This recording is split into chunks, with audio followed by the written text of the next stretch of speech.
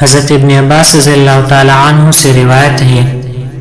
کہ جبریل علیہ السلام نبی اکرم صلی اللہ علیہ وسلم کے پاس بیٹھے ہوئے تھے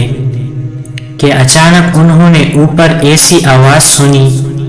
جیسی دروازہ کھلنے کی ہوتی ہے، تو انہوں نے اپنا سر اوپر اٹھایا اور کہا، آسمان کا یہ دروازہ آج ہی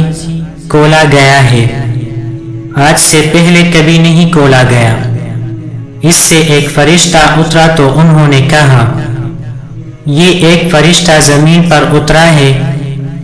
یہ آج سے پہلے کبھی نہیں اترا۔ اس فرشتے نے سلام کیا اور آپ صلی اللہ علیہ وسلم سے کہا، آپ کو 2 نور ملنے کی خوشخبری ہو جو آپ سے پہلے کسی نبی کو نہیں دیے گئے، ایک فاتحۃ الکتاب یعنی سورہ فاتحہ اور دوسری سورہ بقرہ کی آخری آیات۔ آپ ان دونوں میں سے کوئی جملہ بھی نہیں پڑھیں گے مگر وہ آپ کو عطا کر دیا جائے گا۔